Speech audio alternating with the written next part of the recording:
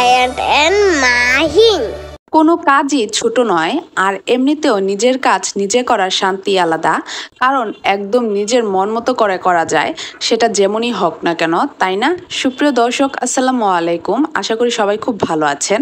আজকে বাহিরে প্রচুর রোদ উঠেছে আর গরমও অনেক। এর মধ্যে আমি আজকে রান্না করতেছি মুরগির মাংস, ডিম বুনা আর পোলাও। আয়ানের জ্বর এখনো পুরোপুরি ভালো হয়নি, তো আয়নের মুখে একদমই স্বাদ নাই। তাই আয়ানের আবদারে আয়ানের পছন্দ মতো আজকের রান্না বান্না। আর দেখতেই পেলেন রান্নায় আয়ান আমাকে অনেক হেল্প করতেছে। আর এদিকে হচ্ছে আয়ানের বাবা সবার জন্য শরবত বানিয়েছে। এই গরমে ঠান্ডা শরবত খেয়ে প্রাণ একদম জুড়িয়ে গেল। আমি তো এক গ্লাস শরবত শেষ করে ফেলছি, আর আপনি এখন ভিডিও করতে আসছেন। আমি লেট করে ফেলছি না? জি। ওইদিকে তো রান্না করতেছি না, ওইটা পুষায় আসতে আসতে দেরি হয়ে গেছে। ওকে, সমস্যা নেই, খাও।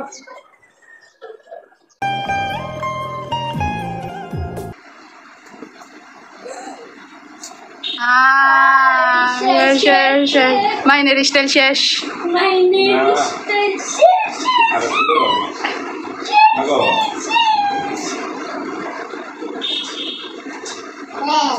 প্রচুর গরম আর মাহিনের চুল বড় হওয়ার কারণে মাহিনের গামাচি হয়ে গিয়েছে, তাই আয়নের বাবা মাহিনের চুলগুলো কেটে দিচ্ছে।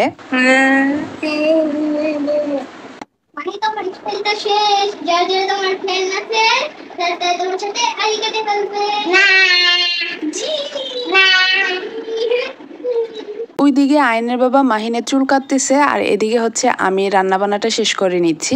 চুল কাটার ভিডিও আয়নের বাবা একদমই শুট করতে দিচ্ছিল না। আয়নের বাবা বারবার বলতেছিল চুল কাটার ভিডিও শেয়ার করো না, বাসায় চুল কাটতেছি, এটা কেমন দেখায়। কোনো কাজই ছোট না, আর নিজের কাজ নিজে করার মধ্যে শান্তি আলাদা। আয়নের বাবা কিন্তু আয়নেরও চুল কেটে দেয়, তবে আজকে মাহিনের চুল কাটাই আপনাদের সাথে শেয়ার করছি। মাহিন কি ঘুমাই গেছে নাকি? মুখের ভিতরে চুল চলে যাবে, এই জন্য কথা বলে। ও, মাহিন কি তাকালে চোখের ভিতর চুল চলে যাবে? মাহিন কথা বলে মুখের ভিতর চুল চলে যাবে? মাগো, মাহিন সব বুঝে। আরেকজন ভাইয়ের সঙ্গ দিয়েছে।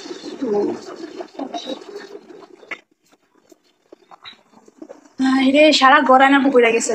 মাশাল্লাহ, আয়নের বাবা কিন্তু খুব সুন্দরভাবে চুল কাটতে পারে। আর ঈদের সময় কিন্তু আয়নের চুল আয়নের বাবাই কেটে দিয়েছিল। আমাদেরকে বলবে আপনি মেয়েটা কই? না না, আর কেউ বলবে না। মাহিন, তোমাকে আর কেউ বলবে না। এটা কি মেয়ে না ছেলে? ছেলে। এখন সবাই এমনিতেই দেখা বুঝতে পারবে এটা ছেলে। মাহিন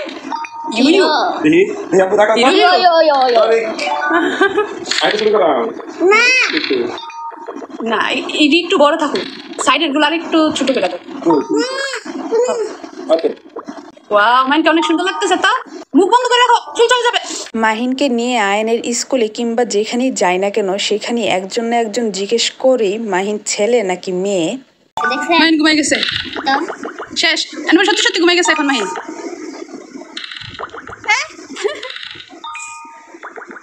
না না না না। আসলে মাহিনের চুল বড় থাকার কারণে আমরা বাহিরে ঘুরতে গেলে মাহিনের চুল জুটি করে নিতাম। আর কাপড় তো মাহিন ছেলেদের কাপড়ই পরতো, তো মাথায় জুটি আর পরনে ছেলেদের কাপড় দেখে সবাই কনফিউশনে পড়ে যেত আসলে মাহিন ছেলে নাকি মেয়ে। এটা নিয়ে আমরা আবার হাসাহাসি করতাম। যাই হোক, ফাইনালি মাহিনের চুল কেটে দিচ্ছি। আয়নার বউ পুরা নাপিত হয়ে গেছে। করোনার সময় যে চুল কাটছিলাম, ছেলের চুল কাটছিলাম, আমার নিজের চুল কাটছিলাম, 2 বছর।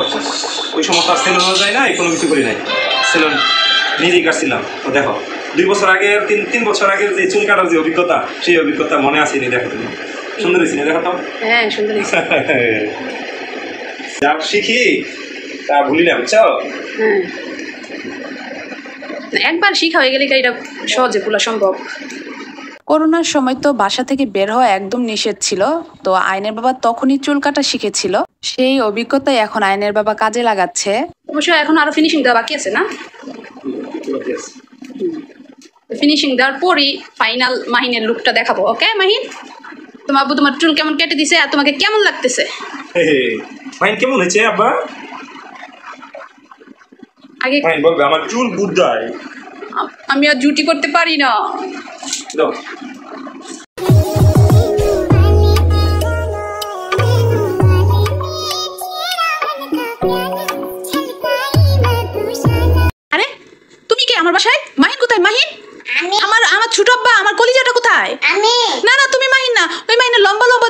ছিল?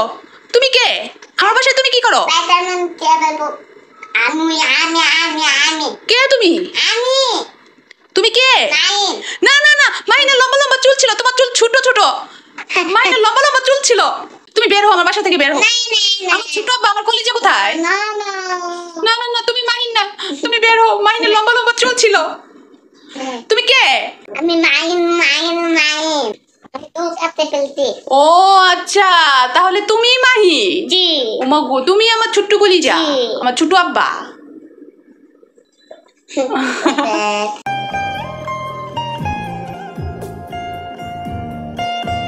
চুল কাটার পর আয়নাতে নিজেকে দেখে মাহিন তো অনেক খুশি। চুল কাটার পর মাহিনকে দেখতে আপনাদের কাছে কেমন লেগেছে অবশ্যই কমেন্টের মাধ্যমে জানাবেন। মাহিনের ডং শেষ হয়ে যাবার পর এখন হচ্ছে আমরা সবাই মিলে দুপুরের খাওয়া দাওয়া শেষ করে নিচ্ছি। আর খাবার খাওয়ার জন্য আমরা জানালার পাশে বসেছি। আর দেখতেই পাচ্ছেন জানালা দিয়ে প্রচুর বাতাস আসতেছে। এই গরমে প্রাকৃতিক ঠান্ডা বাতাস এসে গায়ে লাগতেছে, আমাদের এত আরাম লাগতেছে কি বলবো। আর এখানে বসে খাবার খেতেও আমাদের অনেক ভালো লাগতেছে। যাই হোক, আজকের ব্লগটা কেমন লেগেছে অবশ্যই কমেন্টের মাধ্যমে জানাবেন। খাওয়া দাওয়া শেষ হয়ে যাবার পর আমরা সবাই এখন ঘুমিয়ে যাব। সেই সাথে সবার সুস্থতা কামনা করে আজকের ব্লগটা এখানেই শেষ করছি। আল্লাহ হাফেজ।